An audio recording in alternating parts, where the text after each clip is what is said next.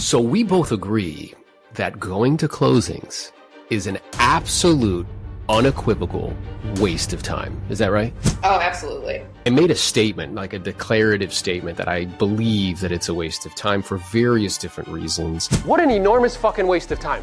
Going to closings? It's not a very productive kind of environment if you've been to one before, if you're listening. You talk about the weather. I don't even know why you're there. Truthfully, the only reason you're there more often than not is just to pick up the money. I mean, that's really what's true. And the title company does their job, or the attorney does their job. And yet what was so interesting is I got so much pushback.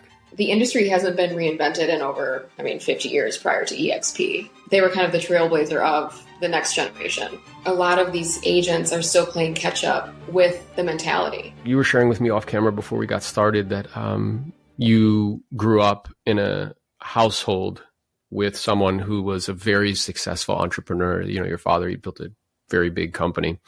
And you playfully were like, yeah, I spoke two languages, English and like the language of business. And what I am hearing back, right, like in terms of those comments, like it's very, emotional based and not very logic based, where from a business perspective, and I was telling my wife, like, it's not even in, I feel like one of these like politicians. I'm like, well, you took that out of context. You didn't see the whole conversation, right? But the whole conversation was like, every business has a value chain. And understanding that there's probably like this much of the value chain that produces 80% of all of the outcomes. Correct. And if whatever doesn't fit into that 80% should be delegated, and you provide an opportunity for somebody else, whether it's a salary position or something of that nature, so you can stay in the most valuable piece of the value chain. And if you can do that over an extended period of time, you'll get disproportional outcomes. Now, when I say that to you, as somebody who grew up in a house with business, that makes total sense to you, doesn't it? Yes. Yes. But why do you think that that's difficult for people to like acknowledge or accept in the realm of real estate? It's difficult for me to answer that question because to me, it's so common sense. Yeah. Know your value, know your worth, know your strengths. But the key to success is knowing your weaknesses. Like you just said, delegation. Mm-hmm. Without delegation, without being honest with yourself, you will never be able to succeed. It's the same thing as the concept of you're not everybody's person, mm-hmm. right? Not everybody's going to like you. Mm-hmm. So if you can accept that statement, then you should very easily be able to accept the fact that you're not going to be good at everything in your business. And there is always somebody out there that could help you do better if you delegate this out. There are people that are good at things for a reason. Hire them. And it's just time wasted on trying to be the best at AI. Like, I'm not good with systems. My organization is terrible. I'm a now person. I don't know if you're familiar with DISC assessments, but I'm very high D, high I. My S&C is shot. So I need to include people in my system, in my formation of my business, that can organize and delegate that realm for me, because that's not my strong suit. If I took time to organize and follow up and send emails and send thank you notes and do all of these things that I'm not naturally good at and force myself to, it's going to take twice as long. And it's going to take my time away from what I'm good at. Mm-hmm. Yeah, I'm just writing things down as you're speaking. So the first thing I tell agents all the time, coaching clients and stuff, or people in the organization, is if you don't have a system, you are the system. So, and what I tell people is like, if your body is the hardware, our brains are the software. And most agents, what the problem is that they're the only one who has access to their software. So nobody else can actually help them or do anything. And I believe, I'm curious, like what your thoughts are. I think part of the reason why this is because 65% of us grew up in families that live paycheck to paycheck. So what we heard are things like money doesn't grow on trees. Right. Eat all the food on your plate. A penny saved is a penny earned, which is horseshit because it's just a penny. See, I've heard that one, but yeah. And then the fourth one, though, and this is the one that I think is kind of the root cause of this is if you want to do something right, you have to do it yourself. Yeah. And then that leads to this kind of mental map of, oh, like I have to be involved in everything. And you touched on something too, which is like, everybody needs to like me. And I'm not saying that like the goal and objective is to have people that not like you. It's not the goal and objective. No, what I am aware is yourself. Yeah. And what I am aware of is that. as your audience expands, it becomes impossible to make everybody happy. What I tell people is like, look, if Jesus showed up right now, somebody wouldn't like his hair. Somebody wouldn't like his sandals. Somebody definitely wouldn't like the color of his skin. You know what I mean? Like, that's just like what's true. Yeah, right? That's so funny. That's so true. Yeah, somebody will always have something to say, period. Yeah. Yeah. Always. Yeah. So let's talk about this.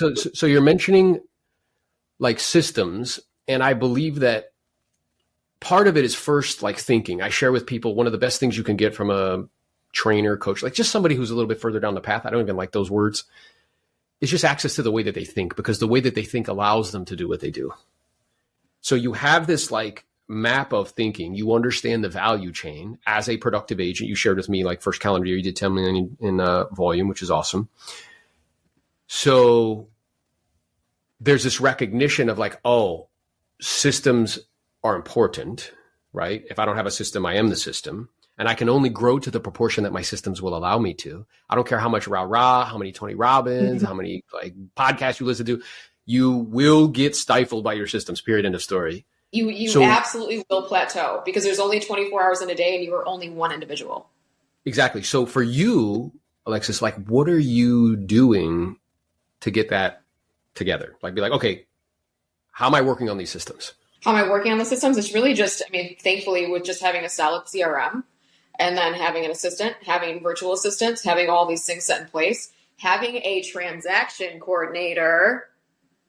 Step one, my very first transaction, before I even knew what I was doing, I immediately, as a brand new agent, new to this industry, day one, first closing, I had a TC.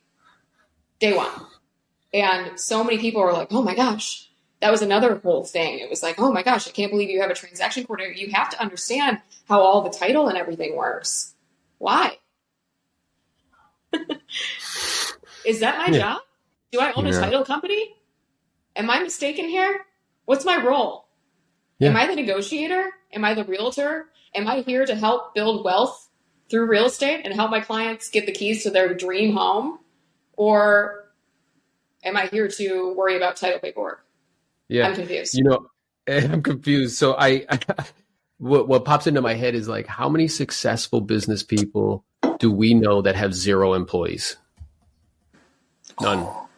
It like doesn't exist, right? So I think as agents, if we don't kind of embrace a business framework instead of just a sales framework, we are definitely limiting our capacity to help more people. And then you also mentioned like, what is my job? And I believe it's to be in the presence of prospects. That's what salespeople do, right? I prospect, lead, follow up, go on appointments, negotiate deals. I follow my plan. Everything else is like somebody else's job. Now, did you have that like right away because of your exposure, like, you know, with your dad in business? Or did you have like somebody point that out to you like, hey, no, I would hire a transaction coordinator? No, I just knew. I knew right away. As soon as I found out that transaction coordination was a thing, I was like, yes, that is something I'm starting today. I don't want to deal with it because that's not what I need to be doing. I need to be out showing houses to the next client. Boom, boom, boom, boom, boom. As soon as you realize that delegating your weaknesses, and again, like I said from the very beginning, organization and all those things, paperwork, it's not my thing. If I wasn't worried about the liability that came into executing contracts, I would even delegate that out. But the liability is on me. It's my name on the contracts. So I will never sign something on the dotted line that I did not fill out. Period. You know, unless it's, you know, from mine, if I'm giving it to somebody. So just make sure, you know, and of course everybody has their own opinion on that, but again, it's not where my time was best used. So right out of the gate, boom. Awesome. And then how much do you think, because we were talking to this idea of focus and this idea of judgment, where judgment's actually what's best for the long term? And how much do you think in our industry, because the average agent does about 4 transactions all year long, if you go into any office, a traditional office, I used to own part of one before I sold it back and participated with eXp 19 months ago, as of this taping, where there was 130 agents in the office. There was only 9 people that made more than $100,000 a year. 6 of them were like right at 100, and then there was like, 3, 6, and then there was like me. So I guess the question is how much do you think that kind of low production as an industry as a whole, the average agent makes $72,000 a year, and what I tell people is that the average manager at Taco Bell in California makes 70. So how much of that is because of not being clear on where to focus time? Say that. Sorry. Ask that last part one more time. That's hilarious. She got caught up on the the Taco Bell person making 70 grand. So and how here's much? The thing: if we ever fail, we're gonna go work at Taco Bell. Exactly, bro, and get your 70K. Yeah. So the question is how much of not being clear on where to focus your time leads to that outcome? All of it. Yeah. I mean, I would say, if not 100%, right? Obviously it can't be 85, 90% of, I mean, because the rest of it, here's something that I really like. You don't need to be the best. You don't have to be the smartest. You don't have to be the best looking. You don't have to be the strongest. You don't have to be the best negotiator. You need to be honest with yourself about your strengths and your weaknesses. Period. And you need to be resourceful. And why is that so hard, though? Because, being honest, like Ray Dalio, who's one of the richest guys on the planet, which is only one way to measure success, by the way. I think the ultimate success is like when you're 70, if the people that you want to love you still do. Yeah. That's really like being successful. Some people at the end of the day, whoever's watching this and they don't want to be loved before when they're 70, that's totally fine too. That's fine too. So, like you do you. But like he's very believable, let's say, in the world of like business, right? He started the largest hedge fund in the world, Bridgewater, out of his garage. But what he says is that you need an accurate assessment of reality in order to produce good outcome. Which when I first heard that, Alexis, I was like, oh, that's kind of cute. But the more I've marinated on it, it's profoundly true, is that I have to see things the way they actually are, not the way I would like them to be, not the way I think they are, but the way they actually are. And then and only then can I make decisions in accordance with that, and that'll get me closer to what I actually want. It'll increase the probability I'll produce outcomes that I want. Getting an accurate assessment of yourself, though, that's like tough. Because I'm aware that, because our ego is like it protects us, right? Like it's like, makes us not as I find it interesting when they do surveys, like how many people think that you're a good driver? It's like 80%. It's like it's not statistically possible. Oh, I think I'm the best, but when I have people or the dating apps are like hilarious to me, where it's like where something like 65% of the population of females represent as being naturally blonde when it's only like 11%. Oh. And the majority of men represent themselves on apps as being 6 foot or taller and making over $100,000 a year, when only 12% of the population fits that criteria. Oh, that's hilarious too. So it's like it's difficult to get an accurate assessment and say to yourself, like, hey, you know what? Like, this is probably not the thing that I'm best at. Or the accurate assessment could be my thinking is keeping me stuck. My unwillingness, because I don't trust people, which is really at the root of not wanting to hire people. I don't trust somebody to do the job, is actually inhibiting my ability to help more people. Would you agree with that? Yes. So again, I think that the most important thing is it's so weird. I mean, we are our own worst critics, but you're right. We do protect ourselves. We Band-Aid ourselves. We have plastic wrap around ourselves when it comes to the truth a lot of times. Us as entrepreneurs, I think that every day, I'm never satisfied personally. I'm never, like, I always, even in my yoga classes in the morning, I'm like, I need to push myself. I want to do this. I need to be able to do this by tomorrow. I'm constantly not happy and pleased. And it's a double-edged sword, really. Yeah. climbing that ladder, never being satisfied. But it's tough. It's really tough to look from the inside at yourself. Yeah, and be like, how am I contributing to this? Because the natural tendency is to want to blame everybody else and be like, oh, well, buyers are this and buyers are that and sellers are this. There's like, okay, well, how am I contributing to this? How am I, if I'm producing, let's say, an outcome that is not what I ultimately would like to produce. And in the business world, specifically in real estate, I would propose that that's units and volume. People tell me they're like, oh, I just love people. I'm like, that's disgusting. You haven't dealt with enough people. Oh my God, I just love houses. I'm like, bro, you know how many houses I've been in? I have to burn my suit because they have like a fucking cat farm. I hate the agent bios. I hate the agent. Oh, I'm just passionate about helping my clients find their next home. No, you're not. I know. Stop it. You're lying. Yeah, you stop it. We're already off to a really bad start. I'd respect you way more if you just told me the truth. You know what I mean? So yeah. And I don't know if it's because, and again, I did that. I was like, oh, I'm just passionate about helping the next client. It was very quickly. I mean, I would say within months that I realized how, unauthentic it is to be that. And people can sniff that out. Very easily. Yeah. Oh my God. People will right away sniff that out and be like, well, this is kind of phony. And your success will falter because of that. Yeah. And I think, I want people to really hear us. Like, I'm not saying that like my intention isn't to give great service. My intention isn't to help. It is. No. I'm also aware that I can get whatever I want in life if I help enough people get what they want.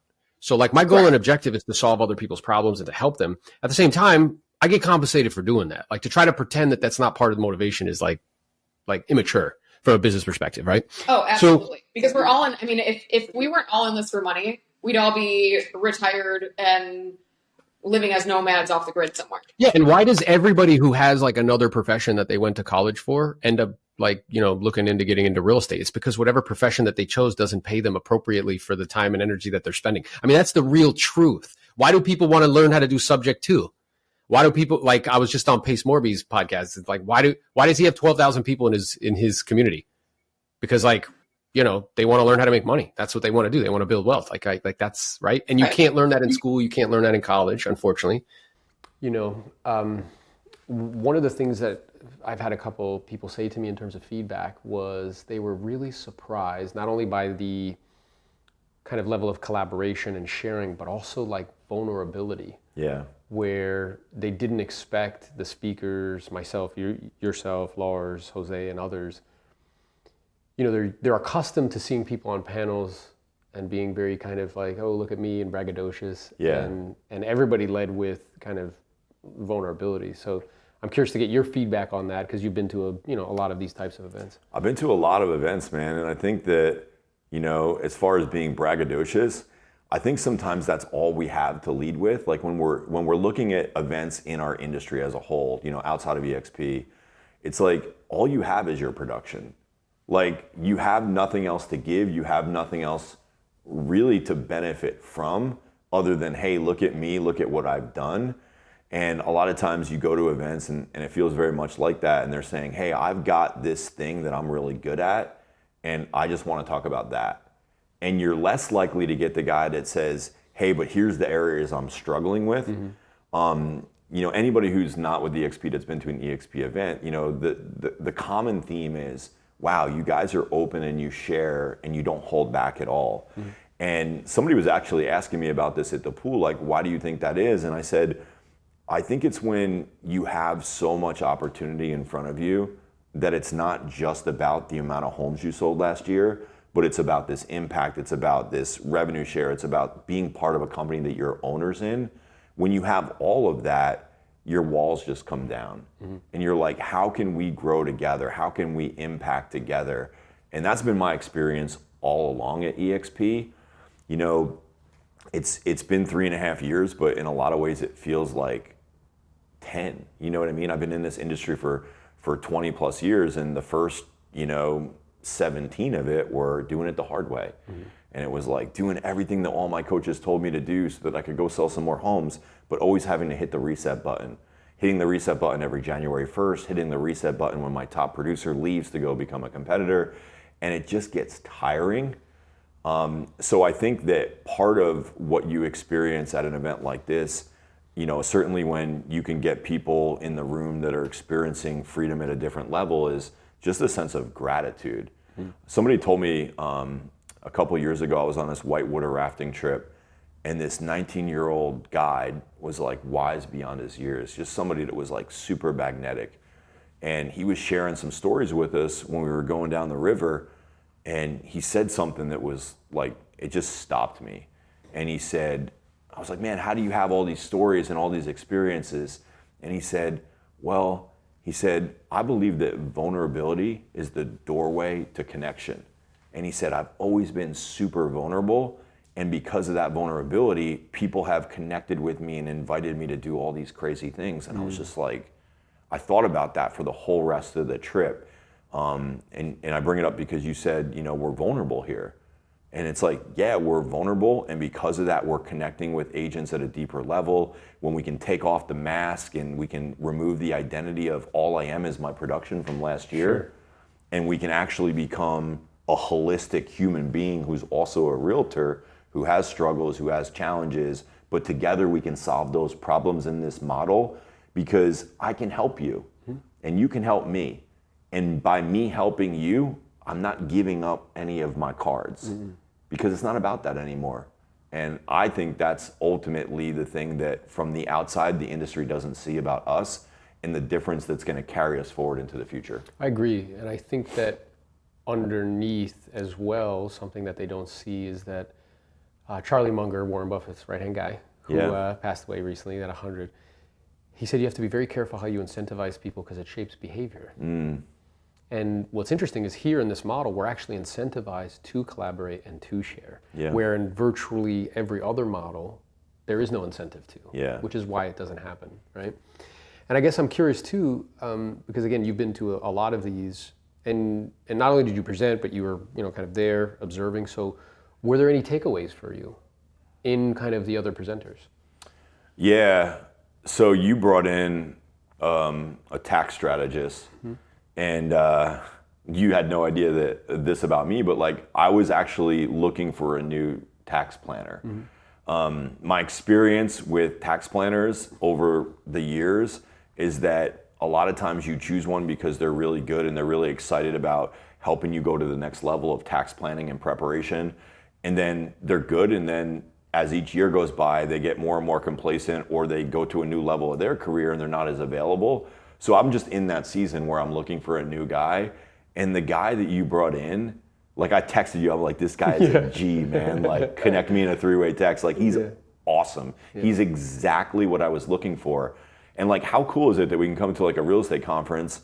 I'm a speaker here, so like I'm coming to bring value, but I can walk away with so much value. Like I've already connected him and me with my wife, and we're gonna do a meeting. And it's like, I think our value is going beyond the borders of a traditional real estate agent, and like, how can we help these people holistically, lead better lives and do better planning? One thing he said that was just like, is, we've all heard the penny doubled every day for a month. And like the end result of that is like, if you double a penny every day for a month, it's like 5.3 million. What's crazy is if you tax that penny along the way, and you're in like let's just say a 28% tax bracket, if you tax that penny every day 28%, instead of it being worth 5.3 million at the end of 30 days, it's worth 67,000. It's crazy, right? It's like, we can't earn more way out of that pit. So that was a super huge takeaway for me. And I'll share with you another takeaway, man, is like, you're doing these events, and I never did these events. Like when I got in and I started growing, it started to go fast, and like, we were just trying to keep our arms around it. One of the things we say is we were building the plane as we were flying it. And we were trying to like provide the leadership and the structure and the coaching that everybody needed that was joining. And we just never made time to do these events, which is a takeaway for me, because, I think about like your business and your organization and where it's going to be in say 3 years from now. And dude, it like gives me goosebumps, man. I'm like super excited for you. But like, how cool is it that we're in a model where like I can be your biggest cheerleader and you can surpass anything I've done and we both benefit. Yeah, and you actually want me to do that. I want you to, yeah. Which is like, you know, when you were saying earlier about, you know, Charlie Munger and be careful how you incentivize people, it took me about 90 days after joining eXp to realize this. But everything that I did prior to eXp was to incentivize people underneath me to basically be enslaved to need me. And I didn't think about it that way when I was going through my business. I'm like, hey, I want to help you be successful as an agent, but only successful underneath me. Yeah. And in this model, that goes out the window, and I can actually champion people to their highest levels of success, even if it's outside of me, above me, bigger than me. And that made my soul feel right. Like, I don't even know how to put it in words. It was like I said, it was like 90 days into this like eXp journey, and I'm like, wait a minute. I've been helping people only to help myself. Yeah. And now the best way I can help myself is to help people to the greatest extent that they want and can be helped. Yeah, and I think it's a shift from playing a finite game to playing an infinite game. Yeah. Where I was on a text message recently, a DM, a broker, and I started to ask him some questions about his model and stuff, and he was like, well, you know, I make money off the agents, and you know, I'm like, well, what value do you actually add for that? And he was like, was that a loss? He's like, well, you know, I give him some leads and stuff, and like, that's it. And I was like, oh. And then we get into this conversation about where it's evident in how he's communicating what his leadership style is, which is, you know, I want to keep people. What he actually said to me in a DM, John, like legitimately verbatim, was, I want them to do a good job. I'll reward them for doing a better job, but I never want them to think that they can become me. Yeah. That's what he actually said. Yeah. And what I said to him back is like, well, I'm like, you know, it's a king of the hill strategy. It's level 1 leadership, which is, you know, I'm the king of the hill, and if you start to rise up the hill, I'm going to knock you down. Mm-hmm. You know what he said back? He's like, yeah, you know, the king of the hill strategy is working, and I live a comfortable life. Wow. That's what he actually said. And I was like, dude, I'm telling you, it's flawed thinking. And then he asked me, he's like, have you ever seen the show Billions? And I was like, look, dude, I get it. One philosophy is I'm in it for myself. The other philosophy is I'm in it to serve others. Mm-hmm. Right? And I shared with him that what'll happen long term, which is really what judgment is like what's best for long term, is that if he keeps that philosophy, he's essentially surrounding himself with low-level players. Mm-hmm. And it will radically inhibit his growth. Right? And that's really what we're talking about, isn't it? Yeah, it's crazy too, because he may think that he's comfortable and that that's where he wants to be, but true happiness, true success is always found in the service of others. Yeah. And it's like he's robbing himself without even knowing it of joy and fulfillment and peace that you'll never have in that motto. You always be scared about where the people are at and are they gonna like leave you, and it just gets messy. And it was, you know, part of my story was like before I joined eXp, I was ready to leave the real estate industry. Even as successful as we were with the company that we had and, you know, making a very, very great living, I was ready to turn my back on it because I was tired of being stuck in that cage. And, you know, we come over to this and we get to inspire and help people and share the knowledge that we have and meet them where they are. And, you know, maybe they are an agent and they just want to sell more homes. Great. Maybe they are a team leader who's struggling to make profit. Great. Maybe they are a seasoned team leader that's doing well but doesn't really have an exit plan. Great. Let's help them where they are. And I think that, you know, the real estate coaching industry has been an amazing industry for so many years because there's a need for that. And we're able to provide that need at no cost to our people, which is really exciting to me. And I think at this point, like, it's never going back. It's the way it's going to be forward. And as the industry catches up to this new way of doing business, it's just going to be an exciting journey for those of us that stepped up early and get to lead people. And yeah, I'm excited about the future. Yeah, me too, man. Very excited. So, and in that vein where you were saying like they're all coming to the same conclusion, we talked about at the event. I loved your presentation. And I was talking about this thing called a Schelling point in game theory, which states that if you have two competitors and they're not speaking to one another, there's zero communication, with a high degree of probability they'll oftentimes converge on the same thing without talking to each other. And we looked at some stats how like the net kind of retained dollar to company retained dollar to brokerages has gone from 50% 50 years ago to down to like 10, 11%. Yeah. And that's just a fact. And that there's 120,000 brokers in the United States and 70% of them have less than 10 agents. That's also a fact. So what I kind of see happening is that we're all converging due to these outside factors. We're all converging on the same thing without speaking to each other. Yeah. Which is we have to get rid of staff and space because that's the only way you remain profitable when margins go down so much. That's right. It's the last thing to get rid of, and they're the highest expenses. And we've already done that. eXp's already done that. And it's converging to models that give more back to agents with equity or like rev share. So when I hear Glenn say, yeah, like in 10 years, 50% of all agents will be with cloud-based brokerages, I see why he's saying that. Yeah. I see what he's seeing. I actually think it's going to happen in less time than that because the compression on the market right now is going to accelerate that happening. But certainly within that time frame, I think that's super realistic. So yeah, it's just good to be with other people that I enjoy doing business with and just seeing what you guys are doing. And I'm excited about your next wave of growth, and just seeing other people get there is like super fulfilling to me. I was recently, before I came in here, I was skiing in Whistler with my sponsor, AJ. And, I can tell he's like super excited to see where I'm at. Yeah. And like, I'm getting to experience that through you now. And like together, we're just all moving forward. And it's given us a fulfillment and a freedom that didn't exist to us outside of this industry, outside of this model. Yeah, and I can attest to what it is that you're saying, because I can hear people like, come on, bro. Like, you guys really help each other.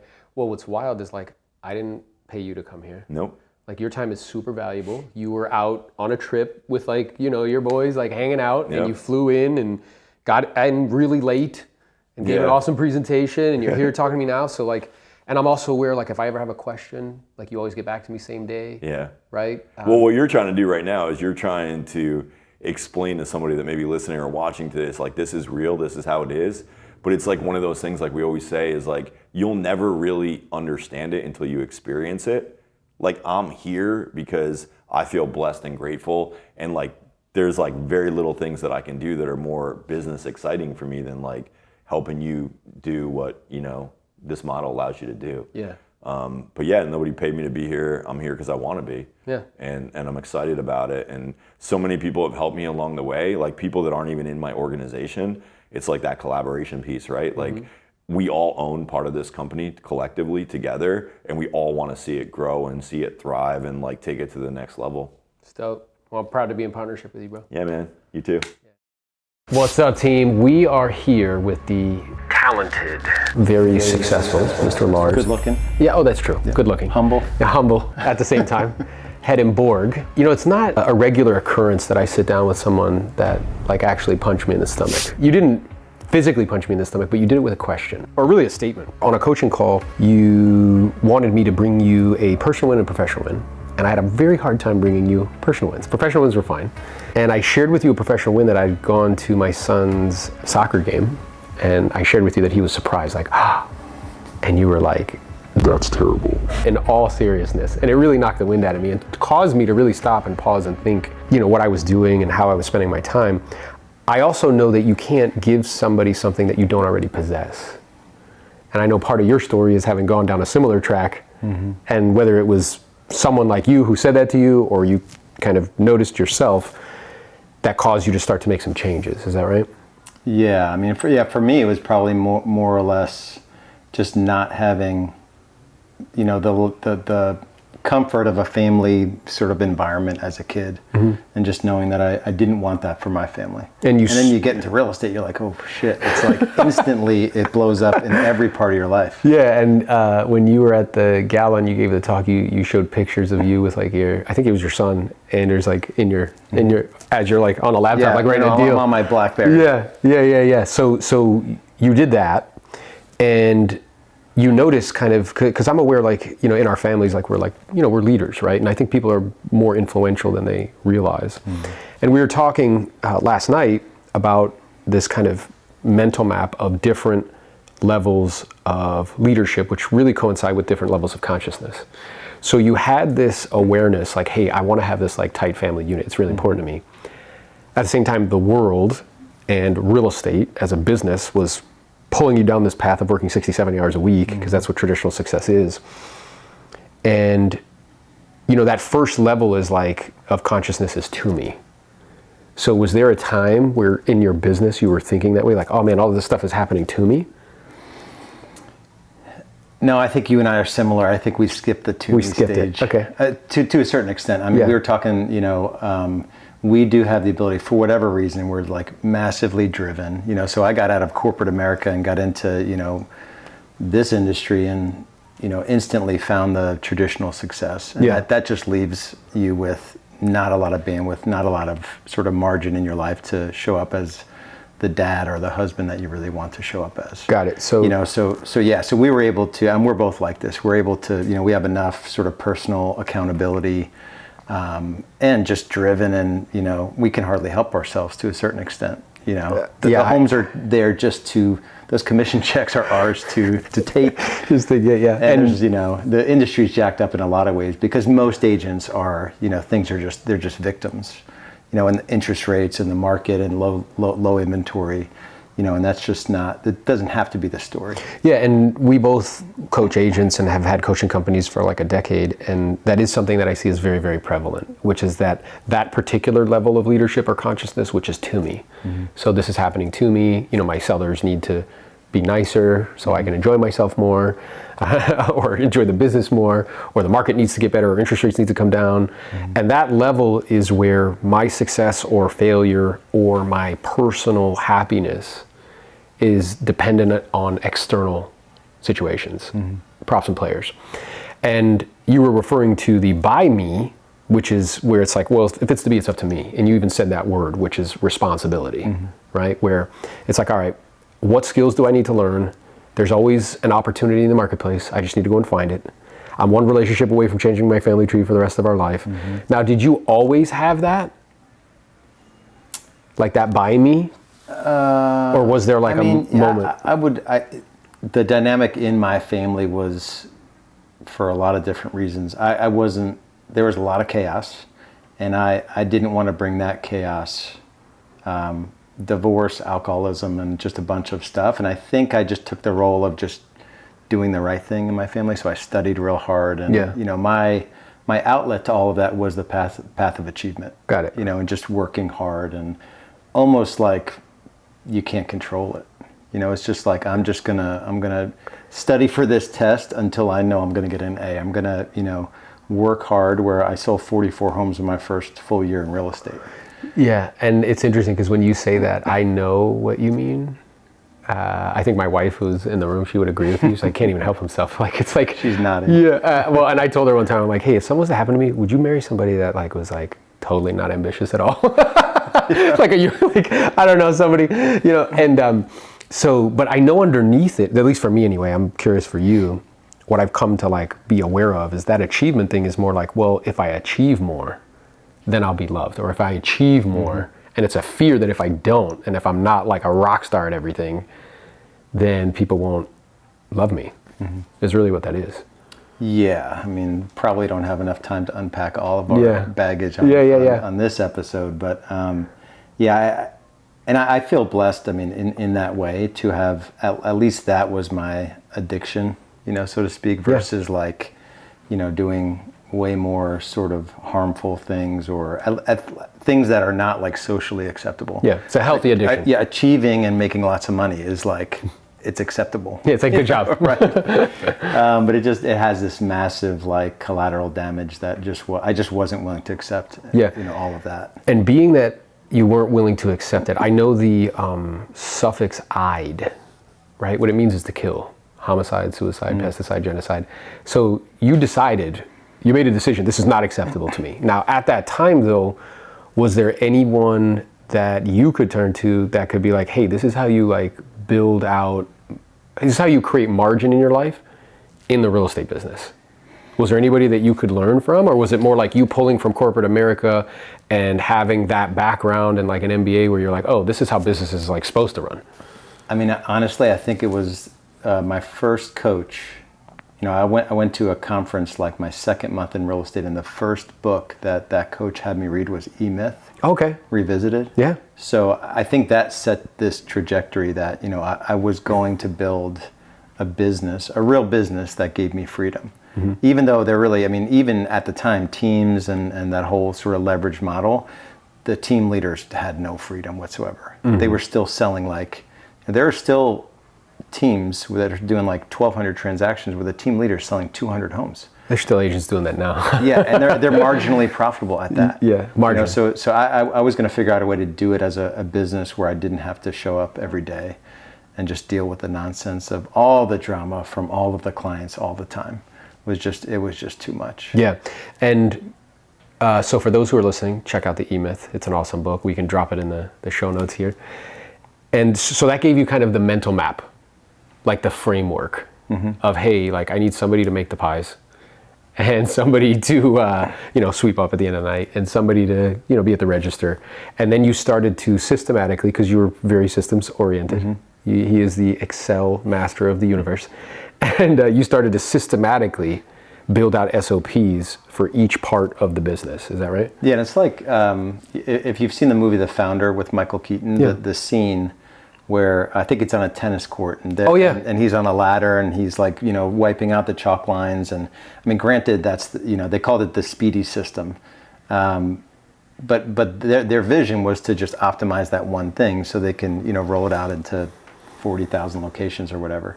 And I kind of viewed the real estate business like that. There's so much nonsense that an agent does on a regular basis that does not make them any money, and they think it does. And the traditional model will have you think that you need to do all the 12 jobs that a real estate agent's required to do. Mm-hmm. And 10 of the 12 jobs you can hire people to do for way less than $50 an hour. Yeah, and as you were doing this, I think you started to get, obviously it worked smashingly successful for you. Mm. What were you doing at that time, 400 units or something like that? Yeah, not every year did we do. 5 years after I did 44 in my first full year, and then we did over 10 times the production with 10 agents, and I was out of production. And you were completely out. And it was totally profitable. Out. And it was, I took home 1.2 million that year. Yeah, that's awesome. Yeah. And there were some very kind of prominent voices in the real estate industry that were like, nah, you're full of shit, man. There's no way you could do that, right? The year before, I won't say his name, but he's been coaching for 40 years, and he's got a son that has a big coaching company too. Yeah. I sent out for a webinar. The title of the webinar was How I Sold 312 Homes Working 1 Day a Week. Yeah. And this guy, who's the OG of coaching, you can figure out who it is, sent that email, took a screenshot of that email and sent it out to his entire list. And so people were emailing me and he said, if you believe this, I have land to sell you, swampland to sell you in Florida or something. Yeah. And I was just like, that is such a, it's like the, what's that analogy? They said it today in our event where, you have one crab in a bucket and the crab will get out. Yeah. And you have multiple crabs in the bucket, they're going to pull the crab down. That's what that is. That's exactly what that is. Yeah. And I'm aware it's also a lack of open-mindedness. Mm-hmm. Yeah. I got an email like that sent out about me too. So we're in the same camp. It's awesome. And I was talking to that guy's son, face to face with his son, and he said he couldn't get his dad to go golfing with him that weekend because he had a hefty event he had to do. Yeah. It's crazy if you think about it. I think you can only duplicate what you are. Yeah. Right. So, and it's interesting to know something's true. Kind of like we know, eXp is real. It's a real thing. Mm-hmm. Rev share is a real thing. Equity is a real thing. Collaboration is a real thing. And for other people, it'll be like, nah, that's not real, right? So you're doing that, and then you figured okay, I can teach other people how to do this, right? Was that a natural thing? Was it a natural growth? Or did people start to reach out to you and they were like, hey? No, you still give me shit today about not being on social media. Yes. I'm super introverted. Give me a spreadsheet over anything. I was telling Carla, I haven't been on Facebook in I don't know how long. And that's the only platform I'm even on, which is not Which is funny to me because you said Facebook first. That's kind of funny to me. Right. And what I told you today, I go on Instagram and I get a headache. Yeah. Everyone's better looking than I am. And their kids are better behaved and they're traveling all the time. It's what am I? I'm a loser over here. Yeah. So, but I forget your question. But you still managed to somehow build a coaching business. Yeah. So I think it was it was exactly where we started the conversation, you know, where there's a good book, I think it's called The Second Mountain, where it's like you kind of figure out your first mountain is all the homes you sell and, you know, the grinding, the pushing. And all of that. And then the second mountain is helping others to do it, you know, so leading others and impact. And did you really feel like a calling to do that? Or was it more like I remember turning to Julie, my wife, and saying, do you think I can start a coaching company? And she, you know, when I first married her, I had this like super cozy, multiple six-figure corporate job. And then were we married yet? Yeah. Like I got into real estate just after. Start all over. And I went from like multiple six figures, super cozy, to I think I netted $37,000 my first 10 months in real estate. I spent money on everything. I sold a bunch of homes, but I just wasted a bunch of money. And I was like, man, I've got to figure this thing out. So now it wasn't really natural. I mean, I think there's just this higher calling where I saw a lot of, even the big players in the industry that just they didn't have a quality of life. They weren't, it wasn't balanced, and they didn't really figure out the system side, and they were still heavy in the business. And a lot of, you know, I watched some of them, you know, just have major challenges. And I think that was the inspiration. I was also saved in 2009, so I got into real estate in 2007. I was saved in 2009, and that just kind of got me on this journey of just more serving. And when I first started my team, it was very selfish. Was it? So selfish, like not as harsh as I'm going to make this sound, but they were there to serve me. Yeah. You know, so it was not the model of leadership that you would read in any book. Yeah. Because I was so triggered, and I was figuring out how to generate all this business and sell all these homes, and but it evolved over time, and I had some really tough endings of relationships and tough conversations, and that really put me in my place, and my faith was coming along. So with this whole, you know, model of just, not that I'm even in the same, you know, ballpark as Jesus, but just leading more like, you know, that just a humble heart. And I'm not as humble as I could be. Julia reminds me of it all the time. She's like, yeah, he's working on his humility. I think my wife would say the same thing. Yeah. I don't know if I'm working on it though. That's so good. Yeah. Yeah. So it just, like, it was a natural evolution in conjunction with kind of, you know, faith, and also a desire to help other people, because you noticed and you looked around. So it's interesting. So at the beginning you said, yeah, like I didn't want to bring this to like my family, like what you experienced as a young person. But then what happens is like, so once you did that for your family, now you start to look out and be like, well, I don't want like my neighbors to be dealing with this stuff. And that's like, you know, the real estate community. So it's like, all right, let's expand our level of awareness to them. And for the last, I don't know, decade, you've been teaching agents how to scale and systematize their real estate business so they can reclaim margin and have time and all that other stuff. Yep. Yeah, without losing their life in the process. Yeah. And then how did eXp, because you're like doing your thing. You're like a successful coach. You've sold all the real estate. Yeah. And then what caused you to be like, how is eXp tied into the through me thing? I mean, you kind of mentioned it earlier. You said something like, how did you say it? You kind of make these decisions, the IDE. Yeah. Yeah, so you know, killing off pieces, you know, to kind of go in different directions. And eXp was a hard no. Isn't that interesting? Anybody besides me ever been on vacation have to bring your laptop? Anybody besides me, significant others, get pissed off because I'm checking it all the time? We don't live in a world of rich and poor. We don't live in a world of haves and have-nots. We live in a world of people who have leverage and people who don't. This house is fine. Now what I'm gonna do is buy a bigger fucking one and dig a bigger hole. I can't work 10x harder. I need leverage. Those are the facts. It's the way that shit is. The reason why I wanted to call you guys together today is because you guys are kind of emerging as leaders or have a desire to build with attraction. And I really do think, and this is what I'm going to be talking about tomorrow, really kind of hammering this home, but I want to share it with you guys, is as your understanding of leverage increases, your excitement about attraction increases. Okay? So all of us here have been hard charging in real estate for an extended period of time, some longer than others, correct? I'm 17 years in the game. Who's longer than that here? 22. 22 years in the game. Okay, how about you? 12 years in the game. 18 years in the game. So we turned ourselves into people that can grind, right? And I even see a nodding of heads. Yes, I'm a grinder, right? Now, the issue with grinding is it's cool. I need to work very hard in order to produce favorable outcomes, but it's a 2x strategy. So what do you guys think I mean by a 2x strategy? Yeah. Okay, it's not duplicatable because I have to be there to do it. What else? It's not exponential, can't scale, right? It leads to incremental gains. Now, I don't want you to hear me. I'm not saying like selling real estate is bad. It's a fantastic thing. You can raise lots of cash very quickly, okay? Some people have made staggering amounts of money. What's the most amount of money you've made in a month? $225,000. What's the most amount of money you made in a month? A lot? I don't know. She's like Drake. I don't know what's a lot. I forgot. What's the most amount of money you made in a month? 170, bro. Selling real estate. Nobody's doing brain surgery here, okay?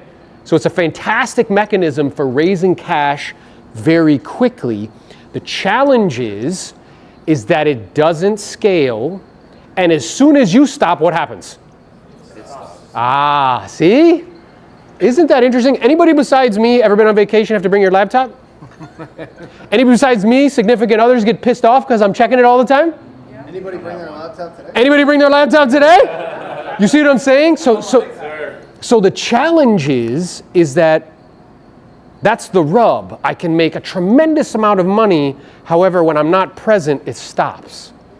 It's a 2x kind of vehicle, right? So the goal and objective is to get leverage. And I read a really interesting book by this guy named Novello. I suggest everybody read that book. It will change your life. He said something there that blew my mind. It was very much so accretive. I had never heard it before. And what he said is we don't live in a world of rich and poor. We don't live in a world of haves and have-nots. We live in a world of people who have leverage and people who don't. What's the name of the book? The Almanac of Novello. And that is true. The first person I thought of when I thought about this is my dad. My dad is one of the hardest working people I know. I put him up against any grinder in this room. He's worked 6 days a week for 30 fucking years. He's probably driven in his car, I don't know, like 1 million miles, right? He's a furniture repairman, okay? But he has no leverage. Is there any end to that? No, there's no end to it. Anybody besides me know somebody like that? Hard-working person, right? Grinds it out, but there's no end in sight because they don't have any leverage. And there's different forms of leverage, okay? The lowest form of leverage is labor. Now, why do you think labor would be the lowest form? Trading time. Okay, trading time. What's also true about labor, though, is if you've ever had assistants or staff or people that work with you, they get sick, they get tired, they quit. Jessica said they get pregnant. Come on, she's such a gangster. I know. Hey, she said it, not me, bro. You know what I'm saying? She's not lying. Or they want more. They want to go somewhere else. They switch companies. They want more money, right? So it's not the highest form of leverage. The second highest form of leverage is capital, where you have money working for you. Now, why would capital be better than labor? 24/7, 365, never gets tired, never gets sick, never quits, okay? So if somebody utilizes the strategy, I'm just gonna work hard, but I'm never gonna take money and have it work for me, what do I know about that person? They are going to have to work for the rest of their life and become dependent on the government or the kindness of people who can help them, correct? Anybody besides me have people in their life that you help? Yep. 100%, because they didn't save, they didn't understand leverage. So that strategy that you got from your parents to work hard, it is outdated.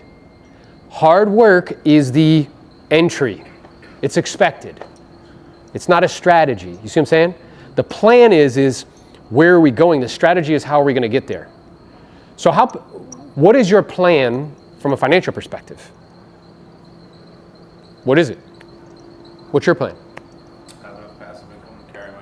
Okay. Passive income to cover housing, transportation, food, and insurance. Would everybody agree that that's a worthy goal and objective? Okay, cool. So I can't work 10x harder. I need leverage. The third highest form of leverage, and these go in ascending order, by the way, is media. That's why Ricky's in the room. That's why you guys are seeing me all the time on media. All the time, baby, banging on it, right? Why would media be superior to money? Now that's an interesting thing to think about. Why is media more powerful than money? You see, the audience compounds. Why would that be valuable? Well, first, what is compounding? What does that mean? Multiplies. It gets bigger over time, right? So why would that be valuable that the audience compounds? More attention. Okay. More attention, more people know you. Look, as the audience compounds, what happens is people can develop a parasocial relationship with you. They can decide if they know, like, and trust you, and then they can make a decision if they want to do business with you or not. Guys, when I was on Ryan Pineda's podcast, how many people saw that? That's pretty dope, right? Yeah. When I was on his podcast, I realized something sitting down with him. I'm like, look, he's a smart guy. He's not smarter than me. He's definitely not a better salesperson than me, okay? What he is he understood and poured all of his time into that form of leverage. He's only been doing media for 3 years, seriously. 3! Not 10, 3. Okay? So media is the third highest form of leverage, and then the highest is software, code. Look at all the richest people on the planet. Larry Ellison, he's the guy with Oracle, code. Zuckerberg, code. Bezos, code. You see what I'm saying? Elon, code. I would propose Tesla's a software company, and PayPal was software. Tesla's a data company. Right. So with this understanding, I need everybody in this room to understand you can sell real estate, do it in high volume. We're going to help you sell it as much as possible. What I'm also aware of is if you don't start to add more leverage in your life, you will never stop doing that ever. Ever. You just won't.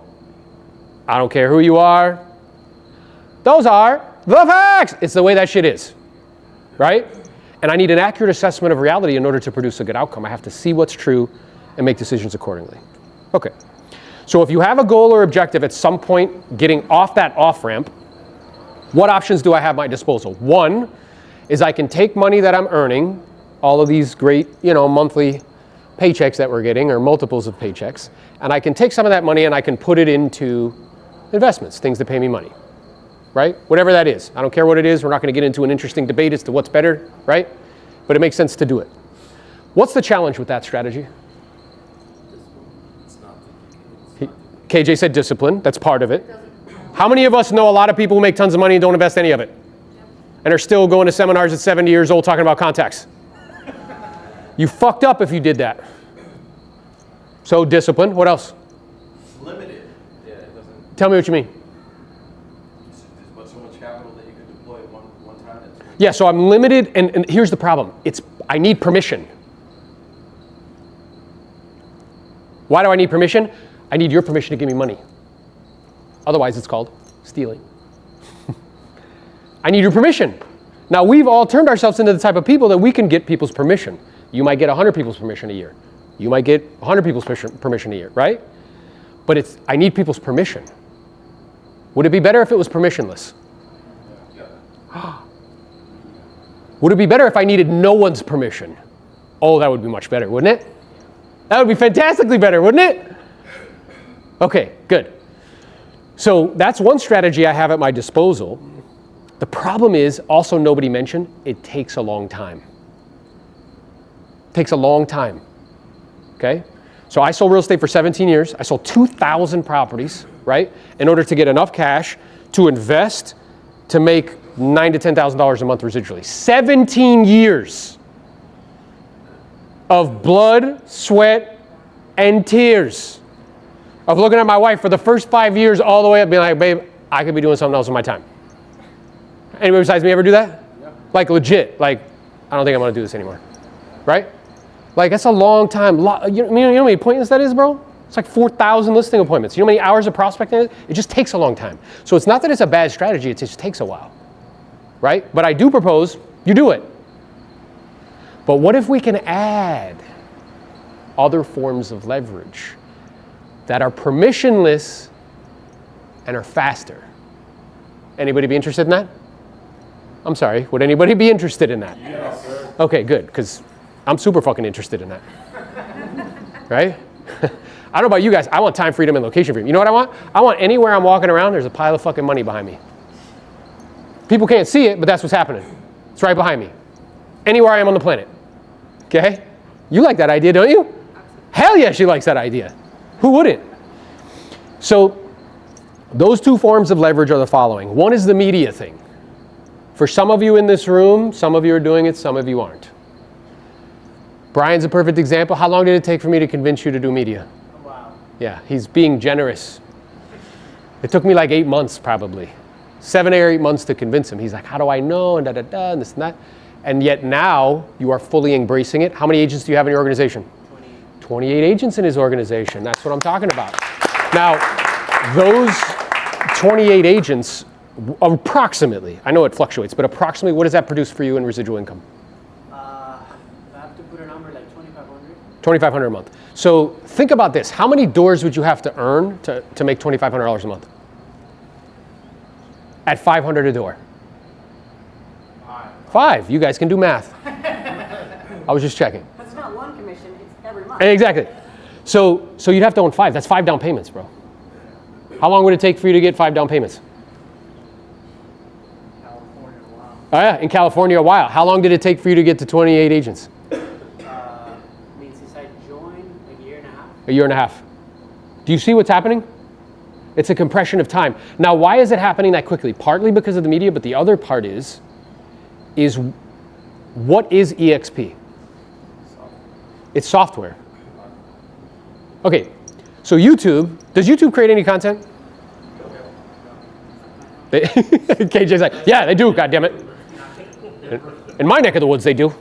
So they don't. They actually, they're just a, what? Platform. Who creates the content? We do. Do brokerages sell any real estate? No. Who does? We do. So that means brokerages are? Oh my God. How interesting. I bet you didn't think about like a brokerage like YouTube or a brokerage like Instagram. It's just a platform with some kumbaya and some hand-holding. It's a piece of plastic.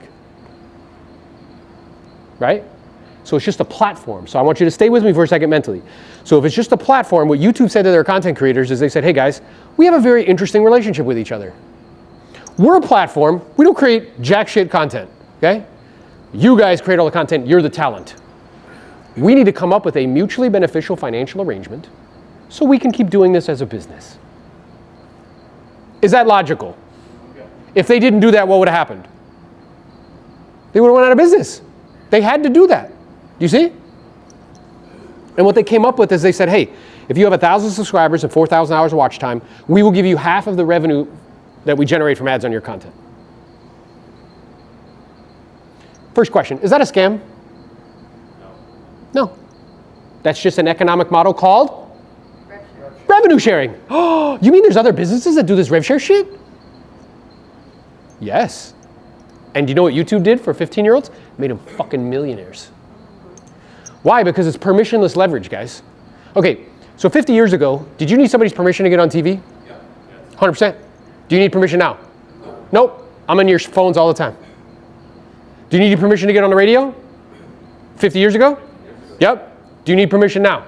Nope. I can do a podcast whenever I want. You guys see all the podcasts I do. Do you see what's happening?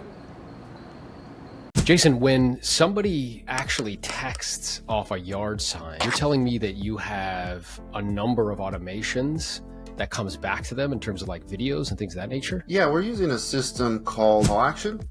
And so basically when somebody will reach out to me off of